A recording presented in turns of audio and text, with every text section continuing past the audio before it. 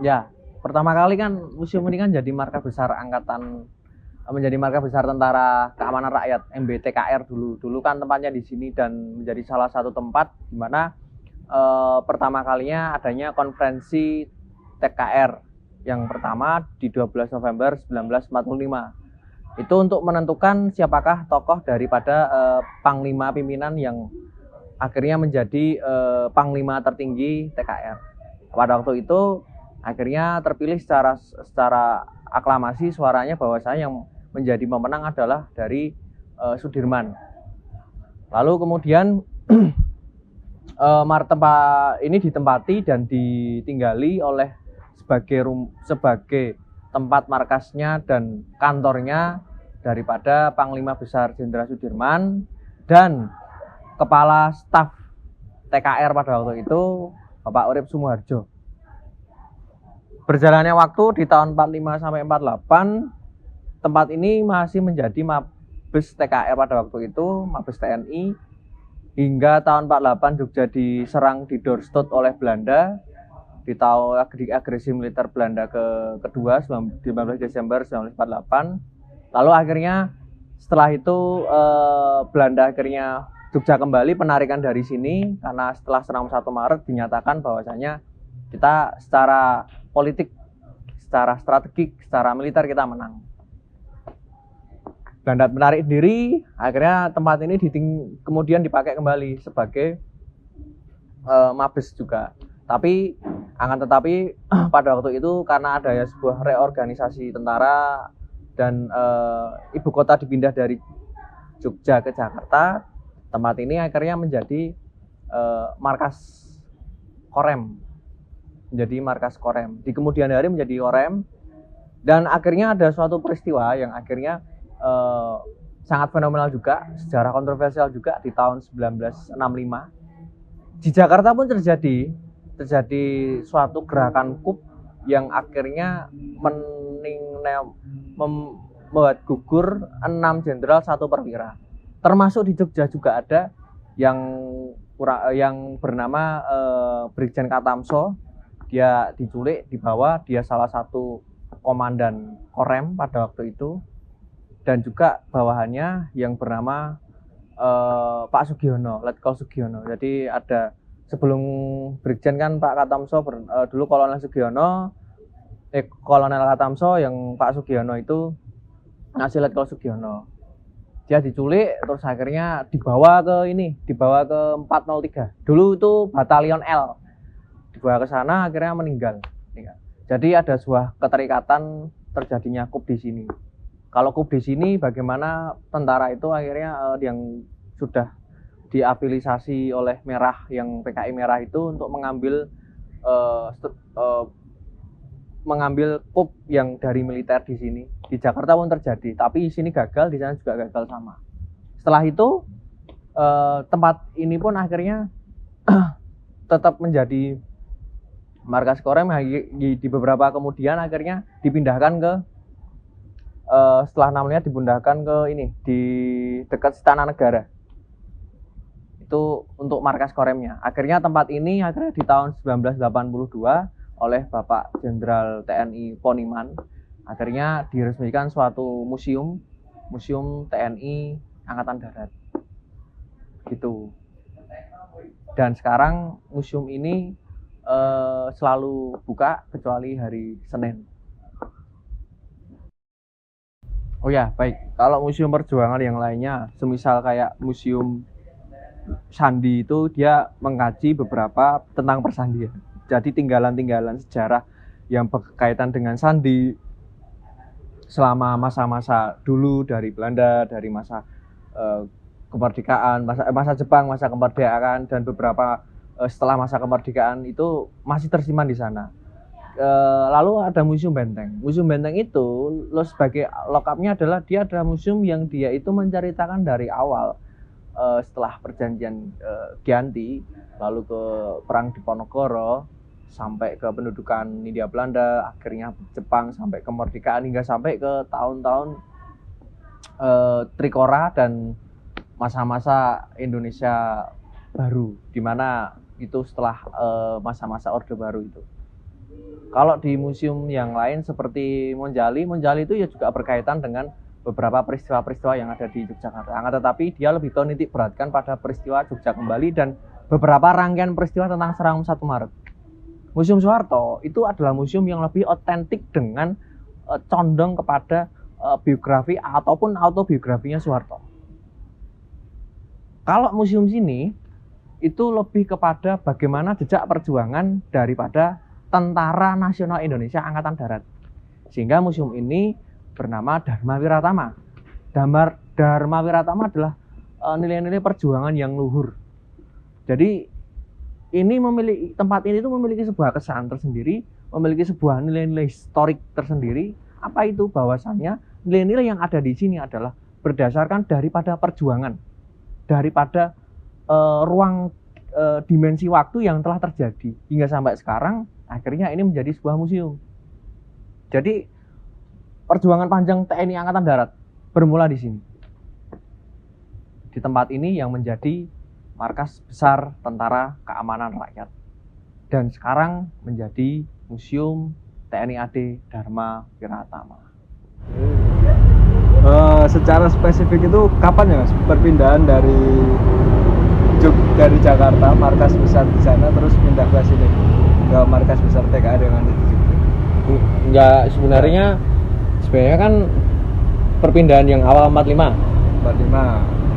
Ya, 45. Dulu itu kan BKR. Ya, BKR, Badan Keamanan Rakyat. Ya, Badan Keamanan Rakyat itu kan fungsi pentingnya itu adalah dia sebagai keamanan masyarakat. Karena setelah perang itu yang dibutuhkan apa, atau setelah perang yang kedua itu adalah bagaimana mengamankan situasi kekacauan atau keresahan sosial masyarakat. Karena yang terjadi setelah perang apa? Ketidakadanya sebuah keharmonisasi atau ketentraman, keamanan. Karena kan yang namanya perpindahan kekuasaan kan resikonya apa? Resikonya adalah ada sebuah pengacau-pengacau, penculikan, ada kejahatan di situ. Maka dibentuk BKR. Alasannya kan itu. Alasan BKR. Ayo, dibentuknya di mana? Dibentuknya itu dulu kan di Jakarta. Ya. Tapi lama-lama kemudian ada tokoh yang namanya bernama Urip Sumoharjo. Ya. Aneh. Negara sonder tentara. Urip itu ngomongnya seperti itu. Aneh, negara sonder tentara. Jadi aneh suatu negara tapi nggak ada tentaranya. Aneh kan? Akhirnya diinisiasi dan diperintahkan kalau Pak Urip itu dibuat suatu organisasi tentara yang namanya TKN. Dibentuk, direkonsiliasi, dibangun semuanya itu dengan tanda pangkatnya, dengan dibentuk dengan reorganisasi militer secara divisi organisasinya. Akhirnya di tanggal 5 Oktober itu sesuai dengan surat keputusan presiden itu dibuat. Jadi, tapi akhirnya dibuatlah sebuah konferensi untuk menentukan angkatan panglimanya. Ya ditentukan kan akhirnya kan siapa sih antara 4 tokoh itu ya. Ya, Pak Urip, Pak Sri Sultan, Pak Jenderal Sudirman sama GBH Jatikusumo itu kan. Ya. Akhirnya yang menang kan si siapa? Pak Dirman. Markasnya kan di sini. Dipindahkan di sini. Ya kurang lebih itu setelah peristiwa Kota Baru itu dipakai. Kota Baru 7 Oktober 1945 kan dipakai. Setelah peristiwa itu terus ini dipakai. Ini kan dulu kan rumahnya pejabat Cokan Katai. Jadi pejabat residennya Jepang dulu di Jogja. Ya. Oke. Berarti setelah penyerangan Kota Baru berarti sekitar masih 45-an berarti. 45. Oke. Masuk nih pendahuluan iso di otak atik pendahuluan. Oke.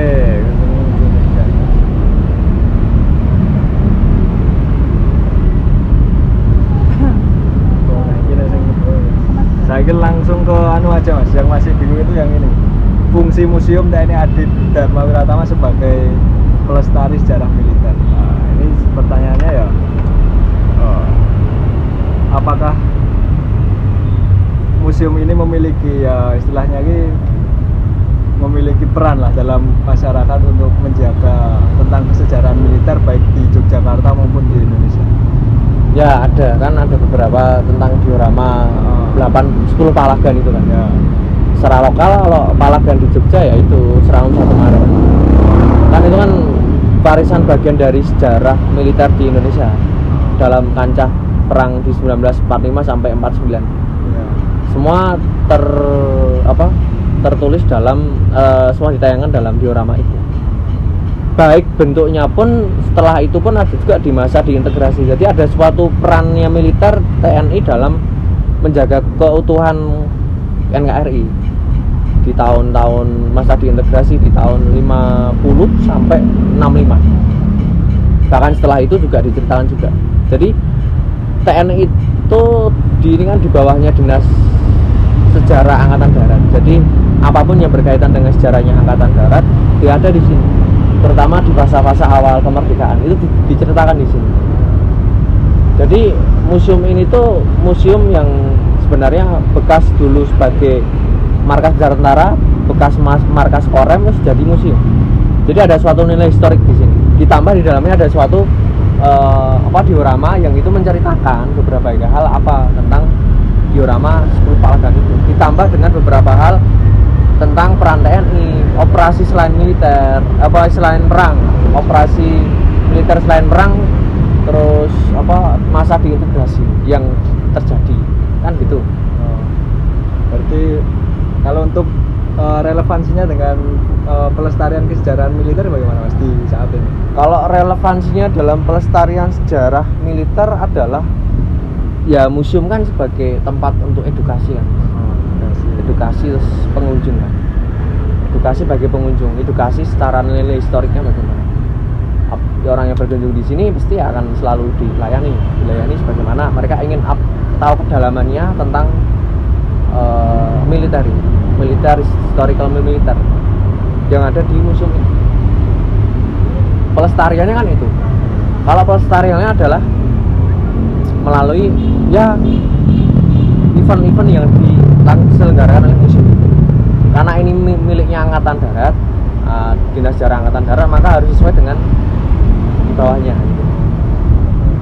Kalau untuk secara struktur kelembagaan di sini yang paling atas sebenarnya yang mengelola gimana? Sebenarnya kalau atas ke pengelolanya itu Kabalak, Kepala Badan Pelaksana Museum dan Monumen Pusat. Itu tertinggi. Terus yang bawahnya itu kepala kok aku lupa toh. Kepala bagian. Baru kepala museum. Kalau di sejarah itu maksudnya di sejarah itu paling tinggi. Paling tinggi. Di sejarah itu membawahi berapa museum di Indonesia yang itu miliknya Angkatan Darat. Tapi yang pusatnya Angkatan Darat hanya di sini. Pusatnya. Kalau pusatnya di sejarah di Bandung. Kalau di sini kan sebagai museum pusat Dharma Wiratama. Pusat TNI AD di sini. Kalau yang lain selain TNI AD di sini itu ada Sasmitaloka, itu kan juga miliknya Dinas Sejarah Angkatan Darat. Kalau yang di Diponegoro beda, itu miliknya Korem. Berarti kenapa kok dinamakan museum pusat ya berarti ini museum. Karena ini pusatnya dulu awal mula markas Besar Tentara Keamanan Rakyat. Kan pusatnya TNI ada dulu di sini. Pusatnya. Terus perpindahannya, kalau untuk perpindahan dari Yogyakarta kembali lagi ke Jakarta itu kapan Mas itu? Ya setelah pengembalian kekuasaan. 27 Desember 1949 ya. Itu setelah pengembalian kekuasaan, terus Belanda di tahun-tahun itu juga akhirnya mengalihkan semua aset-asetnya kepada pihak militer ya, termasuk gedung, termasuk lahan, entah ya dari Angkatan Daratnya Hindia Belanda ke tentara Angkatan Daratnya kita, terus Angkatan Laut pun sama ke Angkatan Laut kita, Angkatan Udara Belanda ke Angkatan Laut Udara kita sama. Itu terjadi di tahun-tahun 49 sampai ke tahun-tahun 50. Gitu. Kan fungsi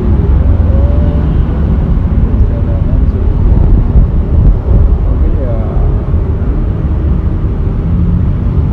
untuk menurut 2014 ya, kira-kira bagaimana Museum TNI AD Dharma Wiratama ini agar tetap istilahnya itu tetap banyak pengunjungnya, atau harus bagaimana Mas agar tidak terlindas zaman oleh saat ini, bagaimana kalau menurut Mas? Ya itu kan kembali kepada apa, ke pihaknya museum itu sendiri, bagaimana dia mau mengelolanya, bagaimana dia mau merangkai kembali.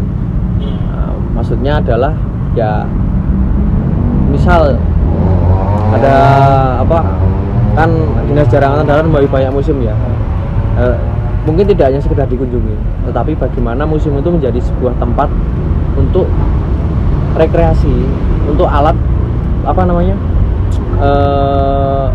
event. Adanya event di sini kan orang semakin ramai, orang semakin tahu. Kenapa orang tidak tahu sini museum? Tahunya cuma kantor kan, awal-awal. Ya berarti harus digerakkan lewat sosial media, kalau misalkan ke TikTok, kalau cara-cara yang biasa, ke YouTube lah, atau mungkin ya lewat event-event yang lain. Harus menjalankan event biar museum ini tetap orang tahu.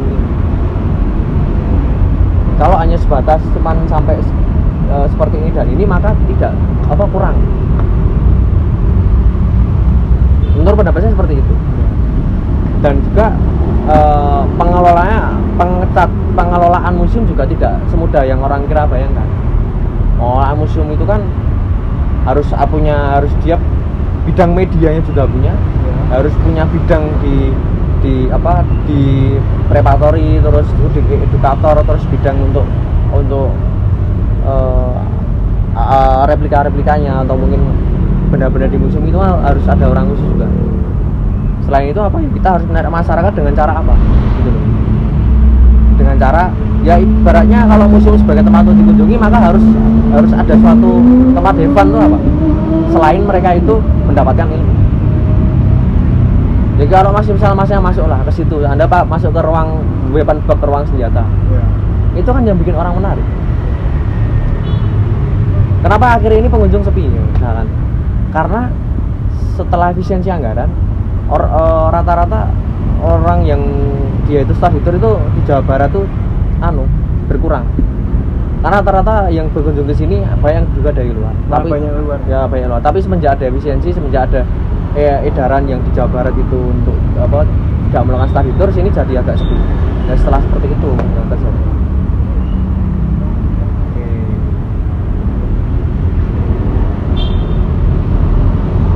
Untuk mungkin ya kayak koleksi yang paling kan kayak weapon box itu, mungkin bisa jelaskan bagaimana ini weapon box itu apa?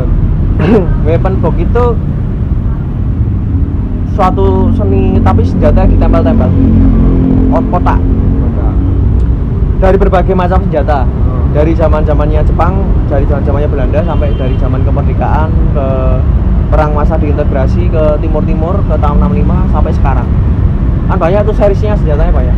Memang ditempel seperti itu biar orang tertarik untuk lihat, tertarik untuk tahu gitu. Ditambah bambu runcingnya di situ kan weapon box gitu.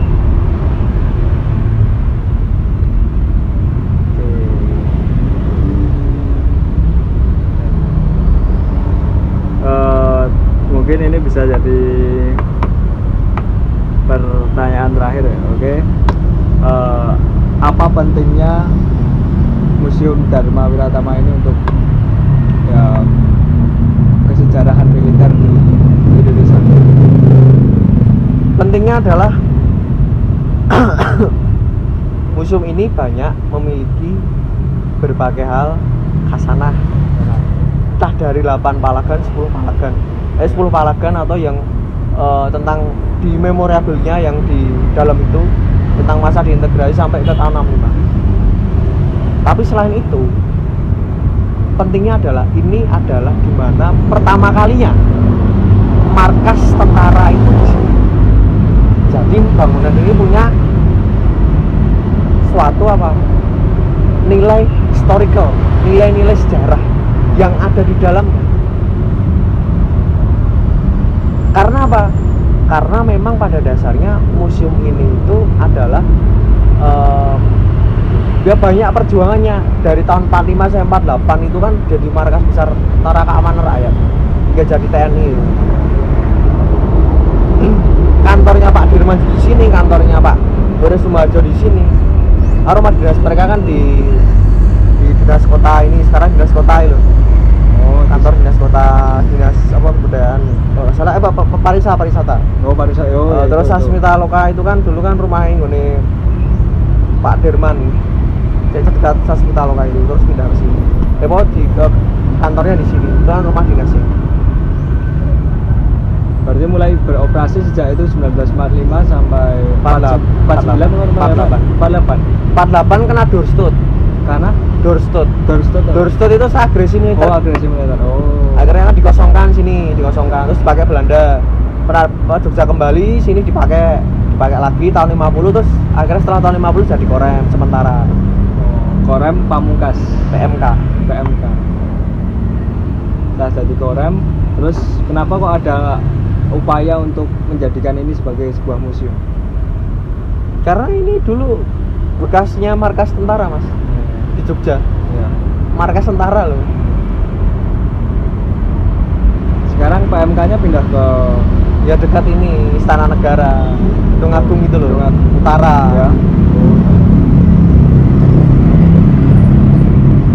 Kan dekat sama objek vital negara kan, Ya. jadi dipindahin di sana.